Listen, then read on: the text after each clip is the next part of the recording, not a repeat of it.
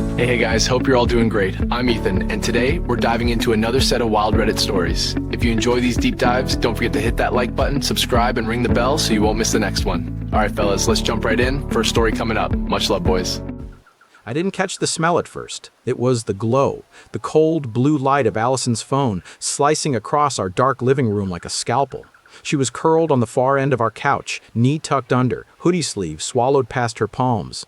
When she raised the phone to her face, I saw the camera switch icon flick up and her shoulders tilt. A beat later, my Apple Watch buzzed across the coffee table with a tiny vibration, like a cricket trapped in glass. A photo had just been taken nearby. It was the kind of small, stupid notification I usually ignored. That night, it felt like a flare. By the time I stood and crossed the room, she had already hit send. The name at the top of the thread was short and almost shy, Tom. Beside it, a graduation cap emoji from the school's contact import made it worse. Tom, intern. Who's Tom? I asked, and my voice came out flatter than I feared. I reached with 2 fingers and gently turned her phone toward me. The screen was still bright with proof. Allison didn't flinch. She tucked a strand of hair behind her ear and said, quietly and almost relieved, "Finally, I thought you'd never notice." My stomach dropped. Relief was not the reaction I had rehearsed in my head. I'd expected a gasp, a scramble, an apology that was more stumble than sentence. Instead, she exhaled like someone at the end of a long traffic jam finally seeing open road. Then, almost businesslike, she locked the phone, slid it beside her thigh, and looked straight at me. "You disappeared, Kev," she said. "You've been sleeping beside me for years like a ghost. I'm done hiding inside this marriage." "You could have talked to me," I said. "You could have said anything." "I did," she said. "You didn't hear me." A beat. Then the knife turned. "And it's not the first time. There was one other. You didn't feel that either." There are sounds the body makes before the mind can put language around them. A plank shifting in an old house. A cable snapping under strain. I sat back down, knee against the coffee table, and looked at the framed photo of us on the mantel, our school carnival 3 years ago, our arms slung around each other like an ad for small-town happiness. The frame tilted slightly to the left. How long had that been off? "Tell me," I said. She shook her head, eyes already on my silence. "If you didn't feel it then, maybe you won't feel it now. The thing about being a school administrator is you believe in forms, processes. If there's a dispute, there's a protocol. But there's no handbook for your wife saying she just texted lingerie to an intern and that your numbness was the first draft of consent." My heartbeat climbed my throat. I stood again and, with a calmness I didn't recognize, held out my hand. She placed the phone in it like she'd been waiting years for that exact gesture. I walked to the kitchen where the island light was warm and merciless. I didn't scroll, I typed. I opened the messaging app and searched. "Tom." Threads by date stacked up like sediment. 6 weeks, then 11, then a jump back that made me colder. A picture of her calves in the library workroom with a caption, they said. "We can't keep the back table reserved. Guess we'll have to improvise." A photo in our master bathroom mirror, her eyes cutting left toward the closed bedroom door behind her, mine sleeping beyond it. The timestamp, 12,041 a.m. Tuesday. I had been there. Present the way an unplugged TV is present, reflecting light, not making it. Behind me, Allison's voice came from the couch.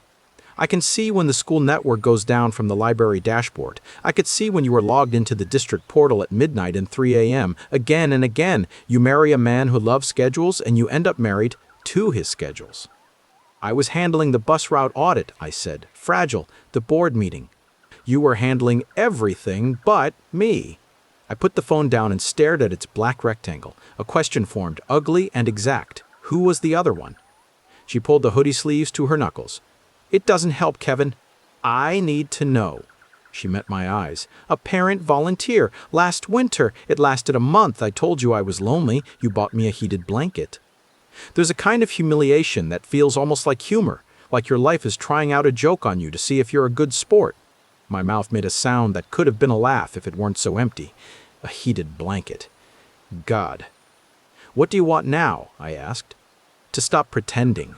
To stop asking you to notice me like I'm begging for hall passes. To breathe." She stood finally, and her hoodie slouched off one shoulder, exposing the strap of the bra she had photographed.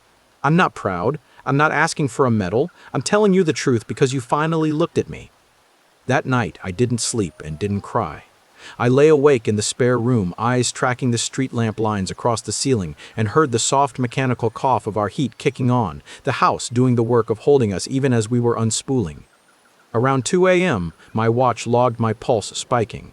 The health app offered a cheerful tip about breathing exercises. I set the watch face down on the dresser like I was turning a picture of a saint.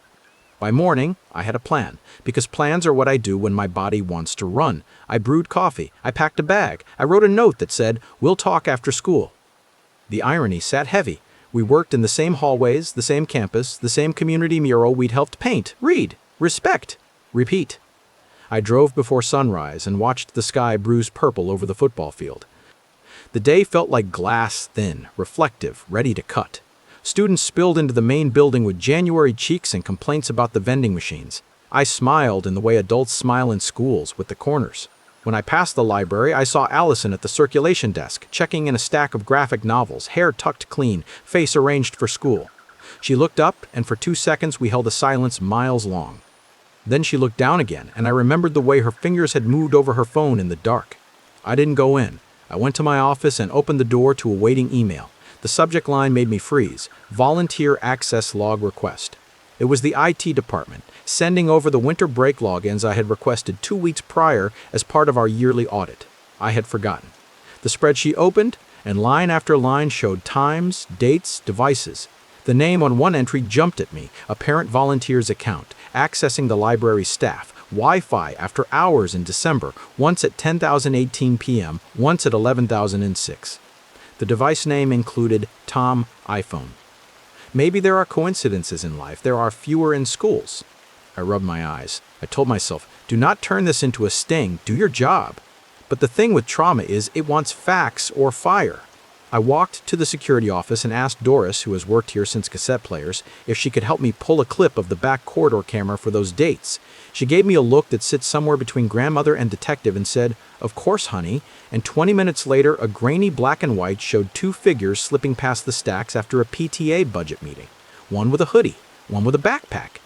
Someone's hand reached up to cover a lens. The screen went snow. "Students?" Doris asked. "Volunteers," I said, and the word felt like it was chewing glass. That was the first escalation. The second landed that afternoon like a book dropped flat on a desk. I was signing a delivery receipt in the front office when Tom himself came in from the cold. He had a neat beard and a nervous energy I recognized from student teachers who are still deciding whether to apologize for existing.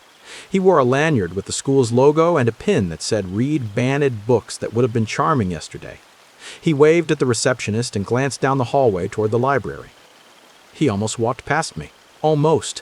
Then he saw my badge, registered my face, and froze. The human body can broadcast information it would die to keep secret. His eyes went wide, then narrow. His neck flushed. He forced a smile. "Mr. Carver," he said, and if there is an Olympic event for saying a name like it's a full sentence, he meddled. "Tom," I said, "you have a minute?" He did not, but he followed me to my office because people do what a certain tone of voice requests. I closed the door, motioned to the chair. He sat, backpack still on, like a kid waiting for a disciplinary slip. "I appreciate your work this semester," I began, "because I do, or did. Your hours have been dedicated." He folded his hands. "Thank you." "Dedicated," I repeated, "and sometimes unlogged." His hands unclasped. Sorry?" "After hours access to staff, Wi-Fi under a volunteer account. Late nights." I slid the printed log across the desk. He looked at it and his face did the calculation in real time. Then he tried bravado on like a jacket. "Is this about Allison?" The way he said her name turned my blood cold. "Not Ms. Carver. Allison." "Tom," I said carefully, "you are an intern in a school." He stared at the floor. "I'm 22, he said, as if math could absolve. "I'm an adult."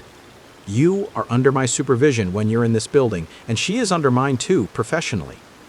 The word "professionally" tasted like chalk. He nodded too fast. "We didn't," he stopped. "We did, but not." He swallowed. "She told me you were gone." I looked at him, and for a second I could see what Allison saw, someone who looked at her and saw someone alive. That second passed. In its place came a steady kind of anger I don't feel often, the kind that makes you clean your desk.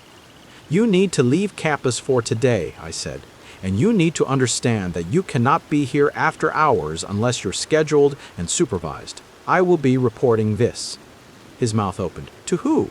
"To everyone who needs to know," I said, "including HR." I paused. "And the board." His breath hitched. "Will this hurt Allison?" I didn't answer. He stood, backpack creaking. At the door he turned back, eyes suddenly wounded. "She said you didn't care." "I cared quietly," I said. "It wasn't enough." That night, the third escalation, the confrontation that changed the shape of my life. We sat at the kitchen table under the pendant light that makes everyone look pale. Allison had brought home takeout soup like that could stand in for tenderness. I set my spoon down. "I pulled logs," I said. "Security footage." She closed her eyes. "God." "Not my God," I said. "Just the buildings." She looked at me then with something too naked to be called defiance. "Fire me, Kevin. Get it over with." "I'm not your boss at home," I said. "But at school, I have responsibilities. A volunteer, a staff member. It's not just morality, it's policy." "And what about our policy?" she shot back. "What's the penalty for emotional abandonment? For living with a man who schedules his heart?" "You could have left me," I said. "I was trying to wake you up," she said. "And also, yes, I wanted to feel wanted." We were both breathing hard, like we'd run stairs, the kind of fight where the kitchen disappears and you're suddenly in some courtroom made of light and old promises. "I won't stand here and dissect," I said. "This is what's going to happen. I say that when a bus tire explodes, when a parent threatens a teacher, when the cafeteria floods, you and I are separating. You can stay here this week. I'll go to my sister's. We'll tell the school we're addressing a conflict of interest. HR will open an investigation. You'll be removed from any supervisory contact with volunteers or interns. Tom won't be on campus for now." Her mouth trembled. "You're going to destroy me." "You did that math," I said, and my voice broke. "Not me." She stood so quickly her chair skated back. "Who are you punishing, Kevin? Me? Him? Or the version of yourself that slept through the last 3 years?" "Maybe all three." She put her hands on the table, leaned forward, eyes bright with angry water. "You think this is about sex?" She laughed, a sound that was not humor. "Tom listens to me. He looks at me like I'm a person who can still surprise him. When's the last time you asked what I was reading? Do you know the last book I loved? Do you know what my body feels like when you're not counting minutes until an email? You bought me a heated blanket and called it intimacy." The words landed like hail. I wanted to throw something back that would crack. Instead, I said, "I'm sorry," and hated how small it sounded. She nodded like I'd just admitted theft. "You're always sorry. You're just never different." She left the table. I sat, staring at the wood grain, and remembered a morning 5 years ago when she knelt in our garden pulling stubborn weeds with fierce joy. I had come out with 2 mugs and she had held up a worm like a prize. Her hair had been called a mess by her mother that day, and I had wanted to take it in 2 fists and tell it to keep being wild. When did I stop wanting that? When did I start wanting spreadsheets to love me? The board meeting was a week later. HR had done HR, collected statements, logged devices, placed Tom on leave from the internship program, and recommended that Allison be disciplined for policy violations and poor judgment with a subordinate adjacent role. The board chair, a woman in her 60s who had taught middle school through 3 wars, looked at me long and slow after the vote. "I'm sorry," she said, "not as an official, but as a person. The story of public education is that it will take everything from you if you let it. Don't let it take your home, too." I was already living in my sister Hannah's guest room. When I came back to the house to pick up more clothes, Allison was in the living room with a stack of boxes. The air smelled like cardboard, and the apple candle she always burned in September, no matter the month. "I'll go to my cousin's for a while," she said, not looking up. "We're adults," I said. "We can do this without breaking our things." She nodded, and for a moment the battle drained, and there we were again, 2 people who had built a life and then forgot to live it. She handed me a small envelope. Inside was a Polaroid from our first year at the school. We were in the library, sitting on the floor between biographies and science, our legs out, our hands tangled, laughing at something outside the frame. "I kept this in my desk," she said, voice cracked thin. "I would take it out between class visits and budget spreadsheets and remember." I held the photo by its white border like something sacred. "Then why," I asked, "didn't you come sit on the floor with me again?" "Because every time I did, you stood up to get the door." We divided furniture like lawyers and left the house like ghosts. HR placed Allison on unpaid leave for a month. When she returned, she was transferred to another campus across town. Tom left the program. I heard later he took a job at a bookstore and started night classes. Rumors are a currency in schools. I tried not to spend them. I tried to spend my evenings instead on things that didn't buzz. I let my watch die at the bottom of a drawer. I ran again, the way I used to before my knees complained. I cooked for myself badly and then not so badly. Made roasted broccoli that didn't burn and felt like a miracle. I made a list of everything Allison had asked me over the years to notice. I read one of the books she loved, Bel Canto, and cried at a page that made no sense to anyone who hadn't been me. Spring came the way it always does here, early and stubborn. In May, I stood in the gym at graduation practice, watching seniors pretend not to be terrified. The marching band tuned, the flutes made their wild, tiny storms. I kept almost saying Allison's name to ask her to help with the program layout. Her absence had the shape of a person standing just out of sight. 2 weeks later, she asked to meet. We chose a coffee place away from campus where no one would just happen to run into us. She arrived in a denim jacket I had always loved and a face that had learned something since I last studied it. "I'm in counseling," she said after the kind of small talk that doesn't cover anything. "It turns out I was lonely isn't a personality." I smiled, despite myself. "Me too," I said. "Counseling." And I signed up to help with the adult literacy program at the library downtown. Tuesday nights. She blinked. "You?" Then softened. "That's good." We sat there like two people who had almost drowned, telling each other how the water felt. She didn't ask me to take her back. I didn't ask to be begged. We talked about the way attention isn't a gift, it's a practice. How, in schools, you can start to believe the nobility of the mission excuses you from tending to your home. How two people can live in a house like roommates in a beautiful Airbnb no one is allowed to mess up. "Do you hate me?" she asked at last. "No," I said. "I hate that we didn't notice we were starving and then blamed each other for eating." She made a sound that could have become a sob if it had more room. "I'm sorry," she said. "Not the 'I'm sorry you hate'. The other kind." "I know," I said. We didn't reconcile that day. We didn't divorce that day either. We did the grown-up, unsatisfying thing of letting time be a tool instead of a verdict. Summer spread out. We wrote a schedule for who would take the dog we had somehow acquired without learning how to take each other. We texted each other photos of sunsets like 80-year-olds, and for once, a phone made something gentler instead of worse. The last escalation, the point of no return, wasn't loud. It was a Friday in August, and I had just finished a parent orientation where a father with arms like tree trunks cried because his kid was finally excited to come to school. I walked past the library in the new building where I worked, and through the glass I saw a librarian laugh at a group of 7th graders arguing about who got the beanbag chair. For a moment, I loved every woman who made a library feel like a living room. Then I turned and walked to my office and wrote an email to Allison. I told her I was filing, not to punish, not to win, because we had peeled back every layer and found too much absence to rebuild the same house. Because sometimes the kindest thing is to stop making a shape fit, a space it has outgrown. I wrote that I would be fair financially and in words. I wrote that the story of us was not a failure. It was a text with a last chapter that honored the first ones. I hit send and pulled my watch out of my drawer and charged it, not because I wanted it to tell me my pulse again, but because I wanted it to buzz with possibility instead of dread. She replied that night. "Okay," she wrote, "but dinner first, not to fix it, to bless it." We ate at the diner we used to go to when we were new here, when every teacher looked like a hero. We ordered the pie because we used to say life is too long not to eat dessert. We talked about students we had loved and parents we had learned to forgive, and the way the winter sun makes the library windows look like gold. We said the things we should have said years ago. We signed papers 2 weeks later with a mediator who had plants in her office and a way of saying "and" instead of "but" that lowered my shoulders an inch. After, I walked out into air that smelled like cut grass and possibility. Hannah called to ask me to help her kid with algebra. I said I would. I went home, not the old home, but the townhome I was renting that had bad wallpaper I planned to fix. I opened the windows and let the evening in. I pulled a box from the closet labeled Library. On top, the Polaroid. I stuck it to the fridge with a magnet shaped like a carrot. Don't ask, and considered it. Then I moved it to the side of the fridge, a place I'd still see, just not first. A bookmark, not a headline. A week later, our superintendent asked if I would speak at the opening day for staff. Something brief about resilience that didn't sound like a t-shirt. I stood on the gym stage in August heat and looked out at exhausted, good people. I told them the truth I had to learn like a new language, that attention is love's currency, and we run out when we keep making change for everyone else.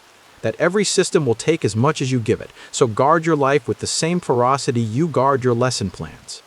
That if you're lonely, say it out loud before your life says it for you in a way that breaks things.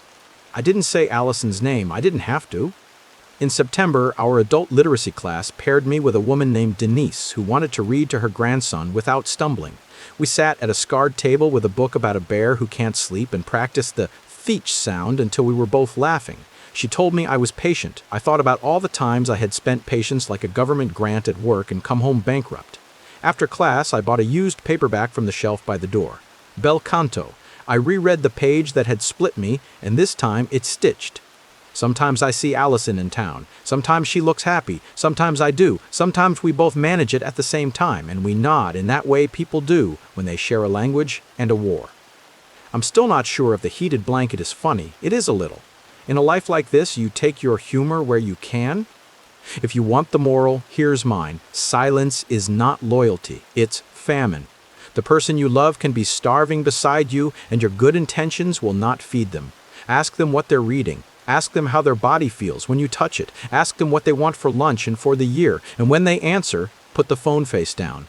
Did I deserve to be cheated on? No. Does that excuse what she did? No. Do both things live in the same sentence? They have to, or else we never get better.